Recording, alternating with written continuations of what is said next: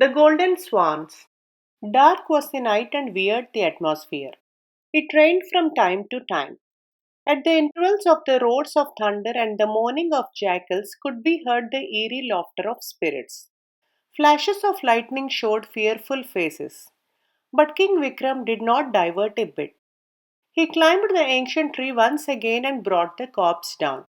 However, as soon as he began crossing the desolate cremation ground with the corpse lying on his shoulder, the vampire that possessed the corpse said, "O king, are you sure that you are not running after an illusion? Sometimes it appears that you are about to lay your hands on what you wanted, but you feel obliged to take your hands off it. Let me illustrate my point with an example. Pay attention to my narration. That might bring you some relief." The vampire went on. This happened years ago. Close by a forest lived a hunter. The jungle abounded in beasts and birds. But one day nothing came into the range of the hunter's arrow, even though he spent a long time in the forest. He was thinking of going back home when he saw a golden swan flying by. Sunlight reflected on its wings dazzled his eyes. He had never seen anything like that.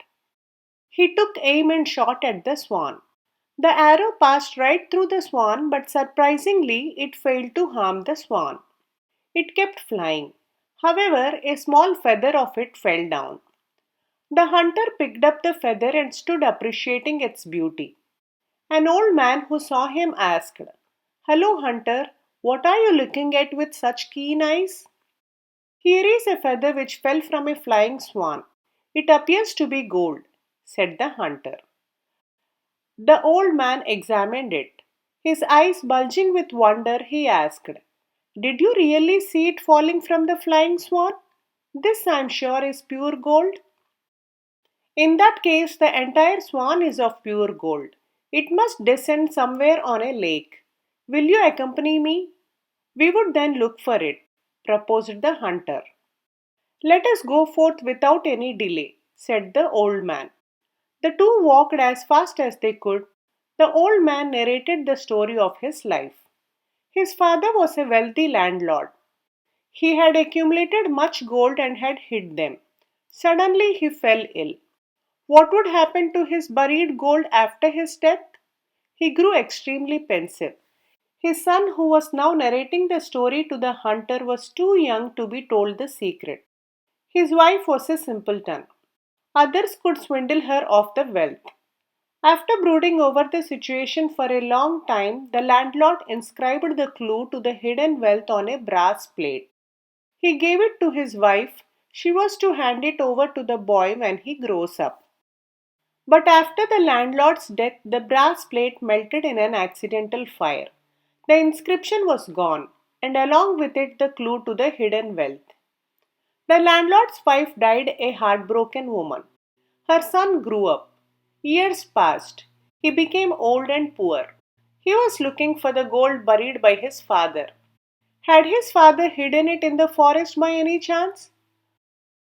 The eyes of the hunter and the old man fell on an unusual scene. They saw a fellow hanging from the branch of a tree upside down while a fire was burning under his head. "Good God, how are you bearing with the fierce heat?" asked the hunter. The fellow popped up on the ground and growled angrily. "You fool! Who asked you to feel so concerned about me? I would have come to the end of my tantric practice in a few minutes. Why did you foil my effort?" "What benefit would you get with this practice?" asked the hunter. "I would have known wherever gold was lying hidden.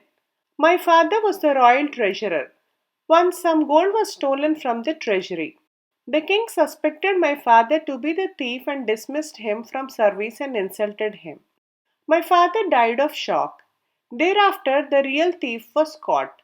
But the king never regretted his injustice towards my father. If I get hold of a good deal of gold, I will raise an army and wage a war against the king," said the tantric. "You should join us. We are looking for the golden swans," said the old man. "Is that so? I must join you. I have heard that there is a lake which is the home of the golden swans, but I have neither seen a golden swan nor the lake," said the tantric.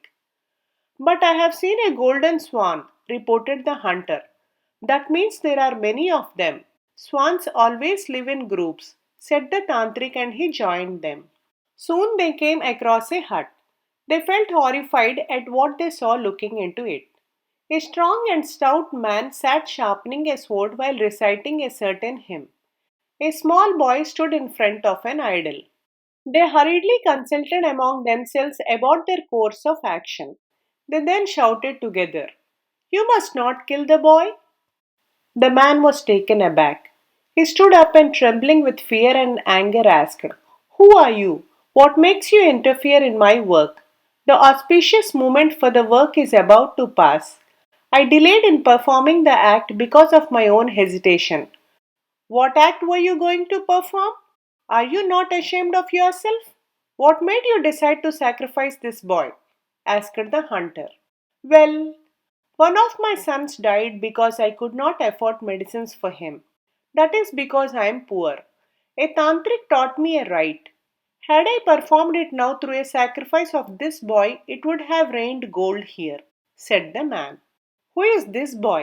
asked the hunter. "My son," replied the man. "How stupid you are! Because you could not save one of your sons, must you kill another?" cried out all three travelers. The man gave a blank look at them. He was beginning to realize how foolish he really was. The three travelers told him all about the Golden Swan. "If you desire to have gold, follow us," they said. The man joined them. They walked till the evening. Suddenly they saw some golden swans descending beyond a hill. They ran in that direction. They soon crossed over to the other side of the hill and saw a charming lake. A number of golden swans swam in the lake. One part of the lake abounded in golden lotuses. The four travelers jumped into the lake at once. The hunter tried to catch one of the swans, but he could not. Disappointed, he began swimming back towards the shore. Suddenly, he saw three golden swans coming towards him from the area filled with the lotuses, as if the three swans were trying to tell him something. The hunter managed to reach the shore and then ran towards his home. The vampire paused for a moment, then, in a challenging tone, he demanded of King Vikram, "O king, what happened to the three companions of the hunter? How did the hunter escape their fate? How is it that he did not try to catch the three golden swans who came swimming at him? Why did he get panicky? O king, answer me if you can. Should you keep mum despite your knowledge of the answer, your head would roll off your neck." King Vikram replied forthwith. The hunter, in keeping with his habit, tried to catch a swan. He was after all a hunter, but the other three were seekers of gold. Hence they went to pluck the golden lotuses. Needless to say that it was a magic lake. Whoever tried to pluck a golden lotus became a golden swan. The hunter was intelligent enough to understand this. He did not wish to become a swan. That explains his panic. No sooner had King Vikram concluded his answer than the vampire, along with the corpse, gave him the slip. Please like, share, and subscribe if you enjoyed this video. Do provide your feedback in the comment section below. Thanks for listening.